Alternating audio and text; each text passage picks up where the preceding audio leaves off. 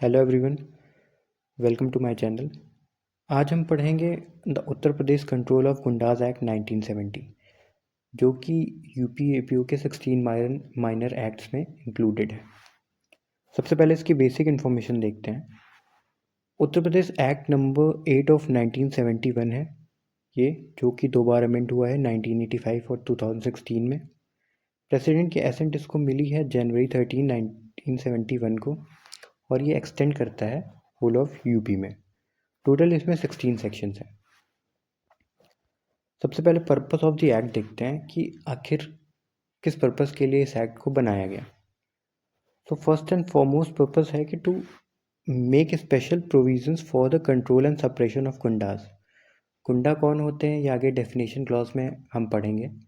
Proper definition दी हुई है कि कौन कौन गुंडा में इंक्लूड करेगा या किसको किसको हम गुंडा कहेंगे।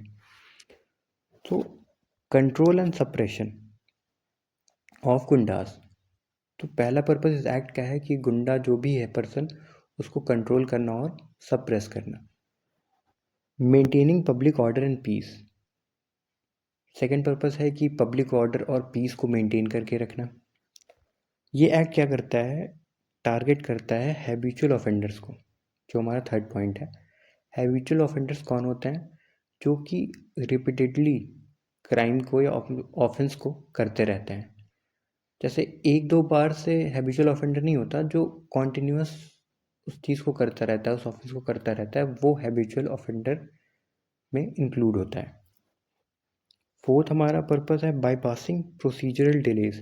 जो भी हमारे पास एक्ट्स थे अभी तक, उसमें प्रोसीजर्स थे जिनके कारण डिले होता था, तो ये एक्ट इसलिए लाया गया ताकि उन डिले को बाईपास किया जा सके। फिफ्थ पॉइंट है to control crime, and sixth is prevention of crime before it occurs और हैपन्स। क्राइम को होने से पहले उसको रोकना। तो इस एक्ट का नेचर है वो है प्रिवेंटिव। इन पॉइंट्स में हम नेचर भी समझ लेंगे, इससे समझ जाएंगे, पर्पस भी समझ जाएंगे, और क्या इंपॉर्टेंस है ये भी हम इससे समझ सकते हैं, जो भी पॉइंट्स हमने अभी पढ़े। सो ये एक्ट प्रिवेंटिव नेचर का है और इस फिलॉसफी पे बेस्ड है कि prevention is better than cure. इससे पहले कि क्राइम हो, उसको पहले ही रोक दिया जाए। अब आते हैं इसके डेफिनेशन क्लॉज में। डेफिनेशन क्लॉज में ए क्या कहता है, district magistrate includes ADM specially empowered by state government. तो ये कह रहा है कि जो भी डिस्ट्रिक्ट मजिस्ट्रेट है उसमें एडीएम भी यानी एडिशनल डिस्ट्रिक्ट मजिस्ट्रेट भी इंक्लूड करेगा, जिसको स्पेशली एम्पावर्ड किया है किसने, स्टेट गवर्नमेंट ने। अब आगे देखते हैं क्लॉज बी में गुंडा की डेफिनेशन, किसको हम गुंडा बोलेंगे। सो गुंडा मीन्स अ पर्सन हु, सबसे पहले क्लॉज 1 देखते हैं। इसमें टोटल 11 क्लॉजेज हैं जो कि हम वन बाय वन पढ़ेंगे। और सबसे पहला क्लॉज देखते हैं जो कि बताता है कि बीएनएस में कौन से ऑफेंस करने पर हम किसी पर्सन को गुंडा की डेफिनेशन में इंक्लूड करेंगे। सबसे पहला है habitually commits attempts abets the offence. जो कि हैबिचुअली करता है या अटेम्प्ट करता है या फिर अबेट करता है ऑफेंस को, अंडर सेक्शन 192 बीएनएस का, जो कि कहता है wantonly giving provocation with intent to cause riot. कोई भी राइट को प्रोवोक करने के लिए कोशिश करता है, राइट को प्रोवोक करने के इंटेंशन से कुछ करता है, तो वो पर्सन जो है गुंडा की डेफिनेशन में इंक्लूड करेगा, जो हैबिचुअली ऐसे कमिट करता है। सेक्शन 192 कहता है। Section 197 imputation assertion prejudicial to national integration. कोई भी ऐसा असर्शन करता है, कुछ भी ऐसा कहता है जो कि नेशनल इंटीग्रेशन के अगेंस्ट है, वो भी गुंडा की डेफिनेशन में इंक्लूड होगा। Section 296 that is obscene acts and song. कोई ऐसा ऑब्सीन एक्ट करता है या कोई ऐसा ऑब्सीन सॉन्ग गाता है, वो भी इसमें इंक्लूड होगा। ना कुछ चैप्टर्स दिए हुए हैं बीएनएस के, जो कि जिनके भी ऑफेंस कोई करेगा तो वो गुंडा कहलाएगा। जैसे कि चैप्टर 6 अगर कोई ऑफेंसेस करता है किसके against, human body. Chapter 16 against religion. Chapter 17 that is against property. And chapter 19 that is criminal intimidation. अगर इन चैप्टर के अंदर कोई हैबिचुअली कमिट करता है ऑफेंस या अटेम्प्ट करता है या अबेट करता है, तो वो भी गुंडा की डेफिनेशन में इंक्लूड होगा. That person will be a goonda. Now coming to second point, conviction under suppression of immoral traffic in women and girls act 1956.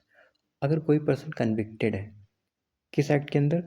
Suppression of immoral traffic in women and girls act 1956 के under कोई convicted person है तो वो भी गुंडा कहलाएगा.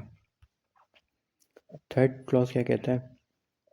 convicted not less than thrice, that is 3 or more times, under UP Excise Act 1910, Public Gambling Act 1867, Arms Act 1959 under section 25, 27 और 29. अगर कोई भी पर्सन 3 टाइम्स या 3 टाइम्स से ज़्यादा कन्विक्ट हुआ है यूपी एक्साइज एक्ट में, पब्लिक गैम्बलिंग एक्ट 1867 में या आर्म्स एक्ट में, so that person will be a gunda.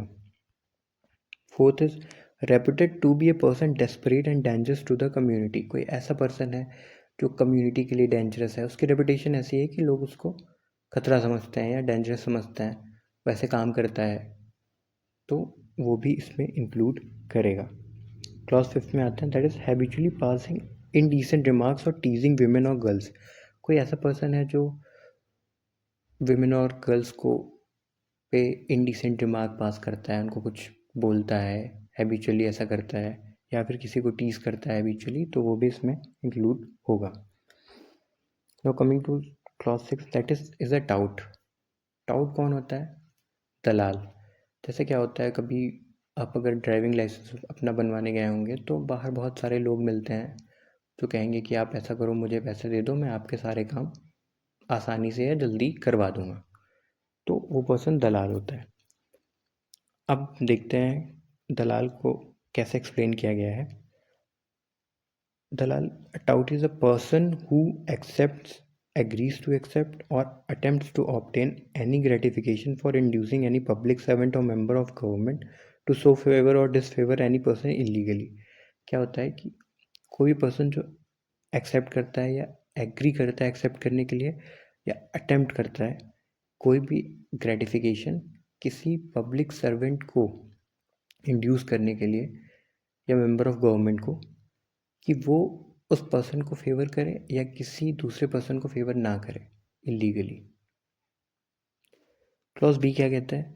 Provides legal work for lawyers for any remuneration. कोई लॉयर को कुछ वर्क प्रोवाइड करता है, किस लिए? कमीशन के लिए या कोई रेन्यूमरेशन के लिए, वो भी इसमें इंक्लूड होता है. और क्लॉज सी क्या कहता है कि फॉर दिस पर्पस, यानी इन सब काम के लिए, for this purpose visit courts, civil courts, offices, residences, station, railway station या बस स्टेशन, ऐसी जगह पर इसकी ये फ्रीक्वेंटली विजिट करता है अपने इस पर्पस को फुलफिल करने के लिए. क्लॉज 7 देखते हैं, इज अ हाउस ग्रैबर. जो हाउस ग्रैबर है, हाउस ग्रैबर कौन होता है? हु टेक्स अनऑथराइज्ड पोजीशन और unlawfully remains in position of house, land, building, out houses, garages etcetera.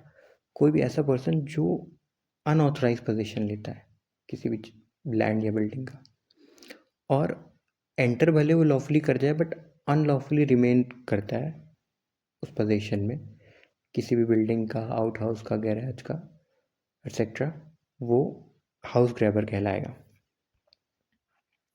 Coming to clause 8, clause 8 कहता है involve in offender under the regulation of money lending act 1976. Money lending act के under अगर कोई involve है offence करने में, जैसे excessive interest देना, एक्सेसिव इंटरेस्ट पे मनी लेंड करना, ये हो गया. क्लॉज 9 पे आते हैं, offences under unlawful activities act 1966 and Indian forest act 1927. जैसे इन एक्ट्स के अंदर अगर ऑफेंस करता है, जैसे कि टिम्बर की स्मगलिंग कर रहा है, ये सब हो गया. Coming to clause 10, contravention of provision of prevention of cow slaughter act 1955 and prevention of cruelty to animals act 1960. इन एक्ट्स के अंदर अगर इन एक्ट्स के प्रोविजन को कॉन्ट्रीब्यूट करता है या इसमें ऑफेंस करता है, जैसे इलीगली ट्रांसपोर्ट कर रहा है एनिमल्स का या किसी एनिमल्स के टूवर्ड क्रूएलिटी कर रहा है तो वो इसमें इंक्लूड करेगा। Coming to last clause 11, that is human trafficking for commercial exploitation, forced labor, child labor, organ removing and trafficking etc. कोई पर्सन ह्यूमन ट्रैफिकिंग कर रहा है कॉमर्शियल एक्सप्लॉयटेशन के लिए, जैसे चाइल्ड लेबर करवाने के लिए, फोर्स लेबर करवाने के लिए, या फिर सेक्सुअल एक्सप्लॉयटेशन के लिए, या फिर ऑर्गन रिमूविंग, ये सब पर्पसेस के लिए अगर कोई ह्यूमन ट्रैफिकिंग कर रहा है तो वो भी एक गुंडा कहलाएगा। तो हमने इन 11 क्लॉसेस में समझा कि गुंडा कौन होगा।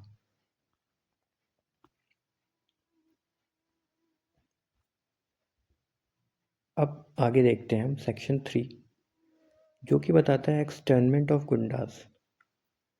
एक्सटर्नमेंट क्या होता है पहले समझ लेते हैं। एक्सटर्नमेंट होता है कि हमारे जो डिस्ट्रिक्ट मजिस्ट्रेट हैं इनको पावर दी हुई है इस एक्ट में कि ये एक ऑर्डर पास कर सकते हैं एक्सटर्नमेंट का, जो कि होता है कि किसी एक पर्सन को, सपोज वो हैबिचुअल ऑफेंडर है, तो उसको एक पर्टिकुलर टाइम के लिए उस डिस्ट्रिक्ट से रिमूव कराने के लिए कि तुम इतने टाइम तक इस डिस्ट्रिक्ट में नहीं आओगे, या फिर एक पर्टिकुलर रूट पे नहीं जाओगे, या फिर एक पर्टिकुलर प्लेस पे नहीं जाओगे, तो ये एक्सटर्नमेंट होता है। अब आगे इसको देखते हैं। Where it appears to the district magistrate that any person is gunda and his movements are calculated to cause alarm, danger to person or property। सबसे पहले ये बोलता है कि अगर डिस्ट्रिक्ट मजिस्ट्रेट को लगता है कि कोई पर्सन गुंडा है, पहला पॉइंट ये। दूसरा ये कहता है कि उसके मूवमेंट्स ऐसे हैं जो कि खतरनाक हैं लोगों के लिए या लोगों की प्रॉपर्टी के लिए, या फिर ऐसा रीजनेबल ग्राउंड है ये बिलीव करने के लिए कि वो ऑफेंसेस में एंगेज है या एंगेज होने वाला है, जो कि हमारे सेक्शन 2 में sub clause B, that is गुंडा की डेफिनेशन में 1 to सब क्लॉज 3 में दिया हुआ है। And witnesses are not willing to give evidence. जो भी विटनेसेस हैं वो अपनी सेफ्टी को लेके सेफ्टी को रिस्क में समझकर कोई भी एविडेंस देने के लिए तैयार नहीं है। तो अगर ये तीनों कंडीशंस फुलफिल हो रही हैं तो डिस्ट्रिक्ट मजिस्ट्रेट क्या करेंगे? DM shall by notice in writing inform him the material allegation and a reasonable opportunity to be given।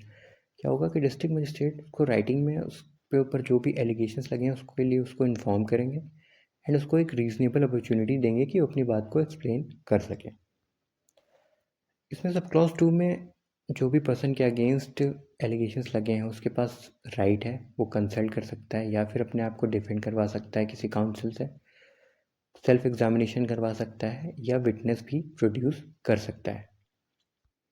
अब आगे देखते हैं। अब इसमें देखते हैं कि मजिस्ट्रेट अब क्या ऑर्डर करेंगे। अगर वो सेटिस्फाई हो जाते हैं ABC से कि हाँ ये पर्सन गुंडा है, ये कुछ ऐसी एक्टिविटी में एंगेज होने वाला है, इसके ऊपर रीजनेबल सस्पिशन है और कोई भी विटनेस इसके अगेंस्ट एविडेंस नहीं देगा अपनी सेफ्टी को लेकर, तो मजिस्ट्रेट क्या कर सकते हैं? सबसे पहले आफ्टर बीइंग सेटिस्फाइड में ऑर्डर इन राइटिंग क्या ऑर्डर कर सकते हैं? एक्सटर्नमेंट ऑर्डर जो कि हमने समझा, उस पर्सन को डिस्ट्रिक्ट से रिमूव करवा सकते हैं, किसी पर्टिकुलर प्लेस या एरिया जाने से मना कर सकते हैं, रोक सकते हैं। मगर ये ऑर्डर की टाइम लिमिट जो है वो अप टू 6 मंथ्स है, मतलब 6 महीने तक का ऑर्डर मजिस्ट्रेट पास कर सकते हैं। उसका बी क्लॉज क्या कहता है? नोटिफाई हिज मूवमेंट्स और रिपोर्ट हिमसेल्फ। उसको डायरेक्ट कर सकते हैं कि तुम अपने जो भी मूवमेंट्स हैं उसको नोटिफाई करोगे मुझको, या फिर अपने आप को रिपोर्ट करोगे एक पर्टिकुलर अथॉरिटी को, ये कह सकते हैं। उसको प्रोहिबिट कर सकते हैं कि वो कोई भी आर्टिकल अपने पास, कोई पर्टिकुलर आर्टिकल अपने पास ना रखे, जैसे कि वेपन हो गया। Conduct himself in subject, direct कर सकते हैं कि वो कैसे, उसके कंडक्ट को रेगुलेट कर सकते हैं कि वो कैसे रहेगा, क्या करेगा, क्या नहीं करेगा, जब तक कि ऑर्डर पास हुआ है, अप टू जब तक उसकी टाइम पीरियड है 6 मंथ्स का, तब तक के लिए।